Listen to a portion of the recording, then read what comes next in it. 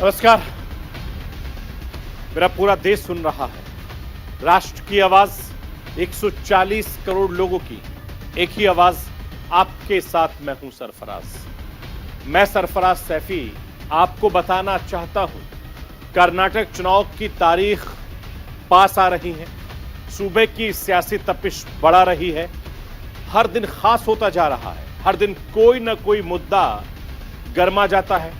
आज भारतीय जनता पार्टी ने अपना चुनावी घोषणा पत्र जारी किया है। अपने घोषणा पत्र को बीजेपी ने प्रजाध्वनि नाम दिया है। बीजेपी की प्रजाध्वनि सामने आते ही बड़ा धमाका हुआ है।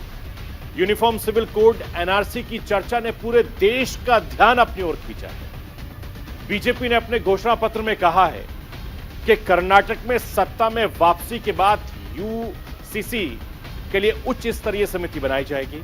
साथ ही एनआरसी लागू किया जाएगा। अवैध शरणार्थियों को डिपोर्ट किया जाएगा। इसके साथ ही बीजेपी कैसे आरक्षण के मुद्दे पर बड़ा दांव खेलने की तैयारी में है। उधर अपनी रैलियों में कैसे गृह मंत्री अमित शाह आरक्षण को लेकर कांग्रेस से सावधान करते नजर आए, यह मैं आपको बताने दिखाने की कोशिश करूंगा। कर्नाटक चुनाव में बीजेपी कांग्रेस के बीच सीधी टक्कर है। बीजेपी कांग्रेस ऐसे मुद्दों के साथ आगे बढ़ रही है जिनकी राष्ट्रीय राजनीति में भी धमक है। दोनों ही पार्टियां मुफ्त वाले दांव आजमाते नजर आ रहे हैं। दोनों ही महिलाओं को राज्य परिवहन की बसों में मुफ्त यात्रा करने का ऑफर दे रहे हैं। दोनों ही दलों को बीपीएल वोटर्स ज्यादा भरोसा जगा रहे हैं। बीजेपी बीपीएल वोटर्स के लिए मुफ्त राशन, मकान जैसी बहुत सारी योजनाएं लाने का दम भर रही है, तो वही कांग्रेस बीपीएल वोटरों को 10 किलो तक चावल मुफ्त देने की गारंटी दे रही है। शहरी गरीबों को लुभाने के लिए बीजेपी का प्लान क्या है? मुफ्त बिजली के करंट से कैसे कांग्रेस बीजेपी को झटका देने की तैयारी में जुटी है, यह राष्ट्र की आवाज के जरिए आपको बताऊंगा। आज राहुल गांधी की रैली के दौरान जैसे ही आजान की आवाज सुनाई थी, राहुल गांधी ने अपना भाषण रोक दिया और दूसरों को भी चुप रहने का इशारा करते नजर आए। करीब 2 मिनट तक पूरी सभा में खामोशी रही। कांग्रेस की रैली में इस 2 मिनट की खामोशी ने राज्य और देश को बड़ा संदेश दिया। कर्नाटक चुनाव में कांग्रेस के सामने मोदी फैक्टर कैसे बड़ी चुनौती बनी हुई है।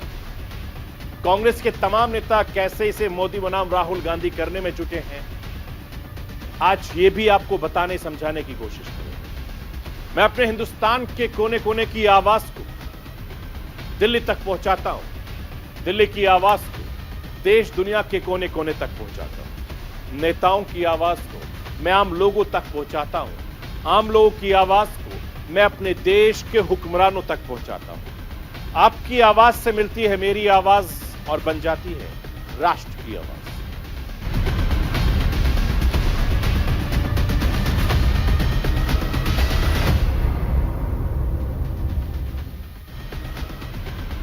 कर्नाटक चुनाव अपने क्लाइमैक्स पर है। 10 मई को वोटिंग होगी। कर्नाटक का किंग कौन होगा, यह 13 मई को पता चल जाएगा। अगर सब कुछ ठीक ठाक रहा, अगर हंग असेंबली वाले हालात नहीं बने, तो कर्नाटक की किस्मत किसके हाथों में होगी, 13 मई तक नतीजे सबके सामने होंगे। सिर्फ 7 दिन का वक्त बचा है। सभी सियासी दल ने अपनी पूरी ताकत चुनाव में झोंक दी है। सभी दलों के स्टार प्रचारकों ने मोर्चा संभाल रखा है। भारतीय जनता पार्टी की तरफ से पार्टी के प्रदेश अध्यक्ष जेपी नड्डा से लेकर हिंदुस्तान के प्रधानमंत्री नरेंद्र मोदी, गृह मंत्री अमित शाह, उत्तर प्रदेश के मुख्यमंत्री योगी आदित्यनाथ से लेकर तमाम बड़े नेताओं ने मोर्चा संभाला हुआ है। तो दूसरी तरफ कांग्रेस की तरफ से पार्टी के अध्यक्ष मल्लिकार्जुन खड़गे के साथ राहुल गांधी, प्रियंका गांधी और दूसरे नेताओं ने मोर्चा संभाला है। वहीं जेडीएस के बड़े बड़े कार्यक्रम के बजाय लोकल लेवल पर जनसंपर्क अभियान पर जोर दे रही है। कर्नाटक चुनाव में बड़े प्लेयर 3 ही हैं, लेकिन मुद्दे कई सारे हैं। बड़े बड़े राष्ट्रीय मुद्दों के साथ स्थानीय मुद्दे भी माहौल बना रहे हैं। आज भारतीय जनता पार्टी की तरफ से बड़ा ऐलान हुआ। आज यूनिफॉर्म सिविल कोड की एंट्री हो गई। बीजेपी ने अपने घोषणा पत्र में कहा कि राज्य में समान नागरिकता संहिता कानून लागू करने के लिए एक उच्च स्तरीय समिति बनाई जाएगी। साथ में नेशनल रजिस्टर ऑफ सिटीजन यानी एनआरसी को भी शामिल किया जाएगा। बीजेपी की तरफ से कहा गया कि कर्नाटक में एनआरसी लागू होगा, अवैध शरणार्थियों को डिपोर्ट किया जाएगा। साथ ही बीजेपी की तरफ से यह भी कहा गया कि पीएफआई और अन्य जिहादी संगठनों पर बैन लगाया जाएगा। यूसीसी और एनआरसी जैसे मुद्दों को लेकर विरोधी खेमा बीजेपी पर हमलावर है। विरोधी खेमे का आरोप है कि भारतीय जनता पार्टी इन मुद्दों के जरिए ध्रुवीकरण की राजनीति को धार देने की कोशिश में जुट गई है और ऐन मौके पर यूसीसी और एनआरसी जैसे मुद्दों की एंट्री करके बीजेपी अपने पक्ष में माहौल बना रही है। इसके अलावा आरक्षण का मुद्दा पहले से ही गरमाया हुआ है। मुस्लिम आरक्षण का मुद्दा बड़ा हुआ है।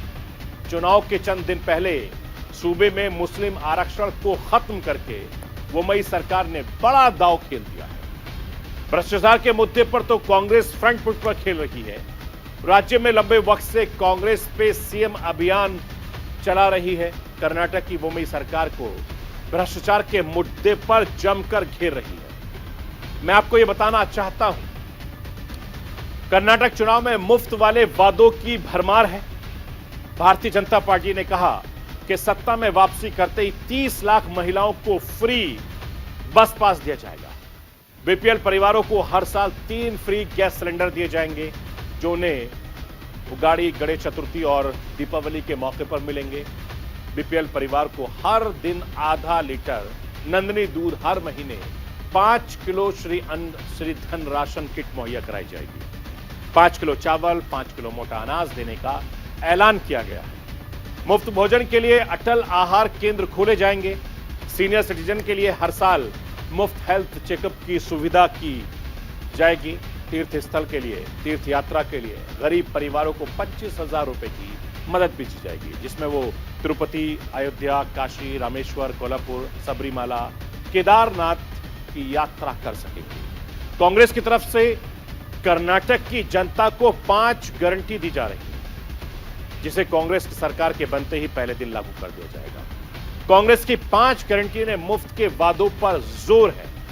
कांग्रेस की तरफ से कहा जा रहा है कि सरकार बनते ही सार्वजनिक परिवहन बसों की महिलाओं की यात्रा मुफ्त होगी, उसकी सुविधा मुफ्त मिलेगी। सभी घरों को 200 यूनिट बिजली मुफ्त मिलेगी। हर परिवार की महिला मुख्य गृहलक्ष्मी को 2,000 रुपए की मासिक सहायता दी जाएगी। बीपीएल परिवारों के प्रत्येक सदस्य को 4 से 10 किलो अनाज भी मुफ्त दिया जाएगा। ग्रेजुएट युवाओं को हर महीने 3,000 रुपए देने का वादा किया गया है। मैं आपको यह भी बताना चाहता हूं कि राष्ट्रीय राजनीति में बीजेपी और कांग्रेस के टकराव की चर्चा ज्यादा है। बीजेपी कांग्रेस जिन मुद्दों पर माहौल बना रहे हैं उनका शोर ज्यादा है, जबकि जेडीएस की अपनी तैयारी है। पूर्व प्रधानमंत्री और जेडीएस के प्रमुख एचडी देवगौड़ा ने पिछले दिनों साफ किया है कि उनकी पार्टी का कांग्रेस से गठबंधन करने का कोई इरादा नहीं है। उन्होंने कहा, कर्नाटक में विधानसभा चुनाव जीतने का पूरा भरोसा जताया है। जेडीएस प्रमुख ने कुछ सर्वे को आधार बनाकर दावा किया है कि उनके बेटे एचडी कुमारस्वामी ही सबसे बेहतर मुख्यमंत्री साबित है। पूर्व मुख्यमंत्री को लेकर किए गए सर्वे के मुताबिक एचडी कुमारस्वामी सबसे कद्दावर नेता है। पूर्व मुख्यमंत्री एचडी कुमारस्वामी के नेतृत्व में जेडीएस कर्नाटक के फतह करने में खास जुटी है। जेडीएस की तैयारी अलग है। कर्नाटक चुनाव में जेडीएस का जमीनी मुद्दा जोर पकड़ रहा है। कर्नाटक के पूर्व मुख्यमंत्री और जेडीएस के नेता एचडी कुमारस्वामी ने वादा किया, अगर उनकी पार्टी सत्ता में आती है तो किसानों के बेटियों से शादी करने वाली महिलाओं को 2 लाख रुपए दिया जाएगा। कोलार की चुनावी रैली में कुमारस्वामी ने कहा कि मुझे जानकारी मिली है कि लड़कियां किसानों के बेटे से शादी करने के लिए तैयार नहीं है। किसानों के बेटे से शादी करने के लिए लड़कियों को 2 लाख रुपए देने की सरकारी योजना उन योजनाओं में से एक होगी जो उनकी सरकार लड़कों के स्वाभिमान की रक्षा के लिए शुरू करने वाली है।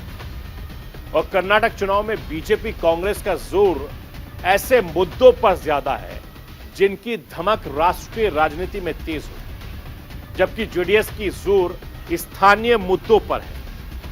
मैं आपको यह भी बताना चाहता हूं कि अब पार्टियों के घोषणा पत्र सामने आने लगे हैं, जिनके जरिए सियासी दल जनता के सामने ज्यादा से ज्यादा मुद्दा रखना चाहते हैं। चुनाव से पहले तरह तरह के ऑफर देने लगते हैं।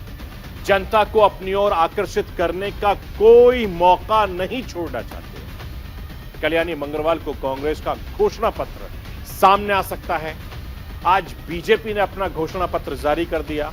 अपने संकल्प पत्र को बीजेपी ने प्रजाध्वनि का नाम दिया है। पार्टी के राष्ट्रीय अध्यक्ष जेपी नड्डा ने बेंगलुरु में बीजेपी मुख्यालय में प्रजाध्वनि को जारी किया।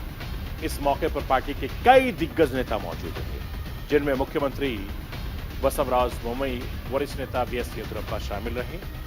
और बीजेपी के घोषणा पत्र में यूसीसी एनआरसी के जिक्र ने माहौल को और ज्यादा गरमा दिया है। बीजेपी के घोषणा पत्र में कई लोक लुभाने वादे किए गए मुफ्त वाली योजनाओं का जिक्र है। हर तबके के मतदाताओं को रिझाने के लिए कुछ न कुछ शामिल किया जा रहा है। मैं आपको यह भी बताना चाहता हूं कि अगर बीजेपी की सत्ता में वापसी होती है, प्रदेश की राजधानी बेंगलुरु में स्टेट कैपिटल रीजन स्थापित होगा। शहरी गरीबों के लिए 5 लाख घर देने का वादा किया गया। नगर निगम के प्रत्येक वार्ड में किफायती पौष्टिक भोजन देने के लिए अटल आहार केंद्र बनाए जाएंगे। सरकारी स्कूलों को विश्व स्तरीय मानदंडों पर के मुताबिक अपग्रेड किया जाएगा।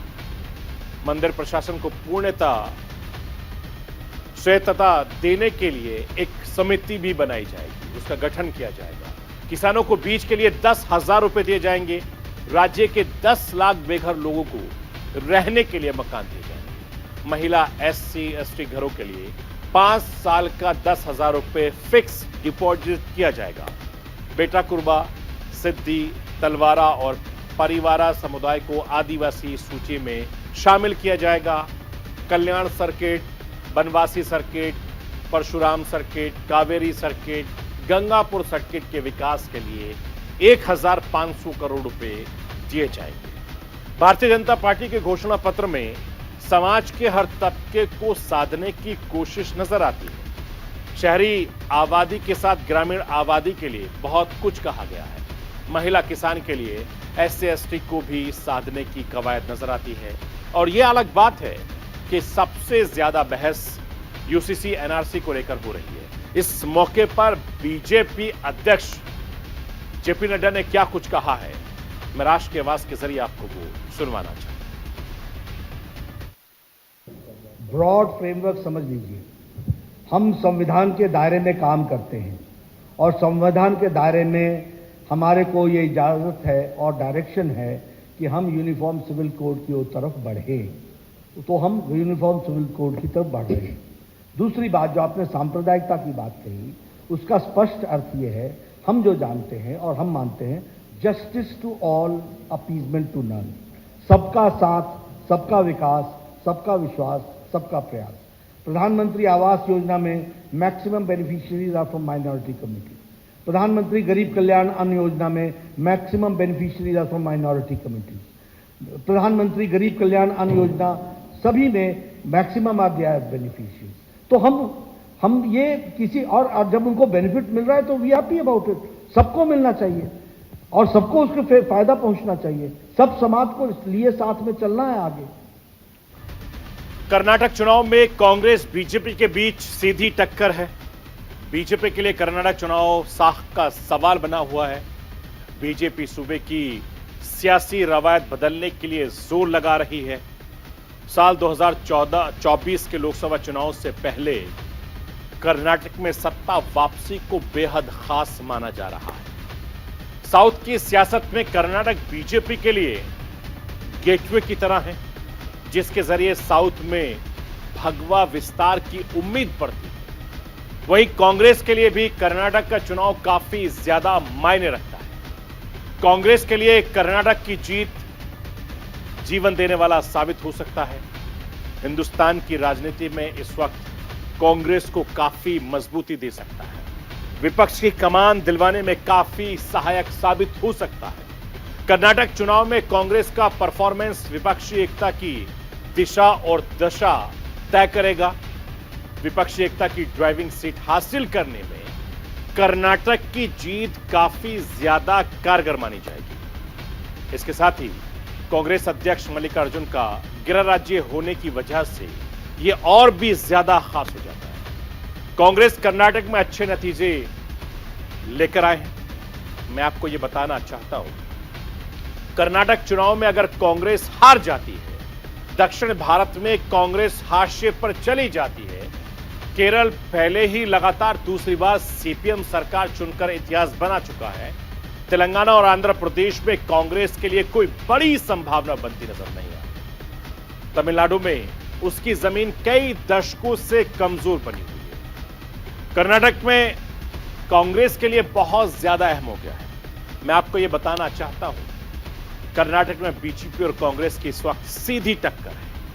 साल 2018 के विधानसभा चुनाव में कांग्रेस को 38% वोट मिले थे, जबकि बीजेपी को 36% वोट मिले।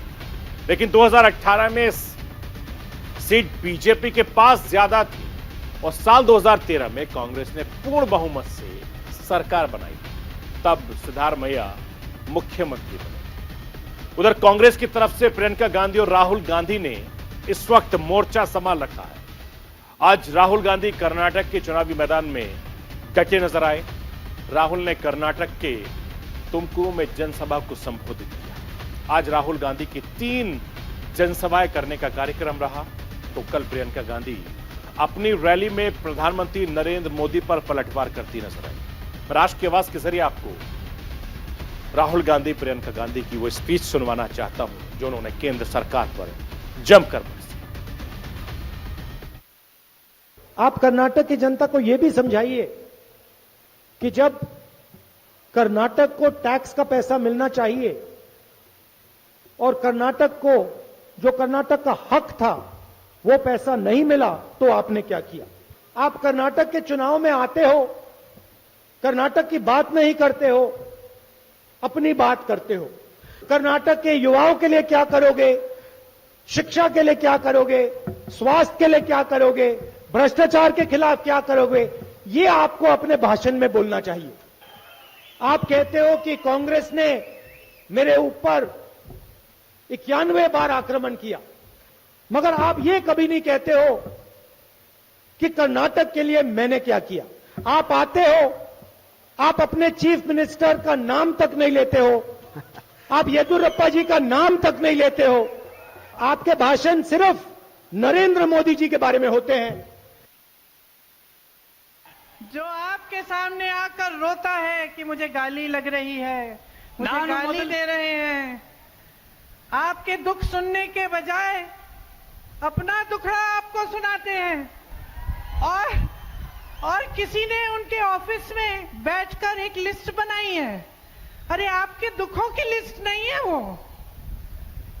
वो आपकी समस्याओं की लिस्ट नहीं है। वो ये लिस्ट नहीं है कि किसानों की क्या समस्या है, हमें क्या करना। वो ये लिस्ट है कि मोदी जी को कितनी बार किसने गाली दी है। कम से कम एक पन्ने पे फिट तो आ रही है।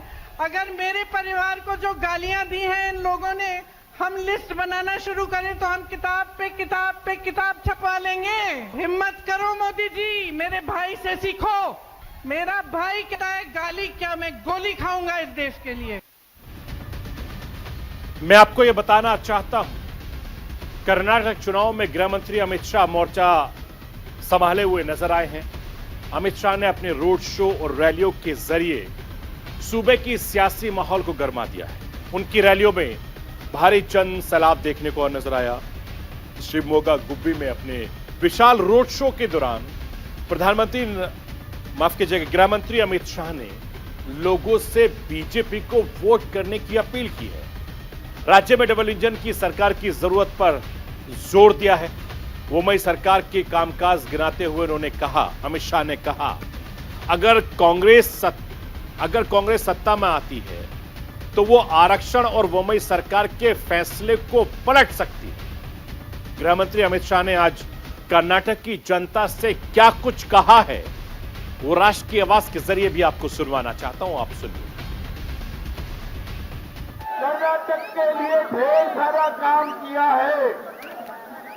हमने 4% मुस्लिम रिजर्वेशन, 4% मुस्लिम रिजर्वेशन खत्म कर लोकलिगा, लिंगायत, एससी और एससी का रिजर्वेशन बढ़ाया है। अगर कांग्रेस पार्टी आई तो ये सारा रिजर्वेशन लेकर फिर से मुस्लिम रिजर्वेशन लाएगी। मुझे बताओ, आप 4% मुस्लिम रिजर्वेशन चाहते हो क्या? जरा झूठ से बोलो, चाहते हो क्या? कर्नाटक का चुनावी माहौल गर्माता जा रहा है। महज 7 दिनों का वक्त बचा है। देखना दिलचस्प होगा इन 7 दिनों में किन मुद्दों का जोर दिखाई देता है। कांग्रेस की तरफ से उठाए जा रहे मुद्दों पर भारतीय जनता पार्टी कैसे पलटवार करती है। चुनाव में हावी होते जा रहे मोदी फैक्टर का क्या कांग्रेस काट कर पाती है, तलाश पाती है, देखना दिलचस्प है, क्योंकि कर्नाटक का चुनाव साल 2024 की दिशा और दशा पर बहुत ज्यादा मायने रखेगा। तो ये थी राष्ट्र की आवाज। बाकी खबरों के लिए आप बने रहिए न्यूज इंडिया के साथ। कल रात 9 बजे फिर होगी मुलाकात।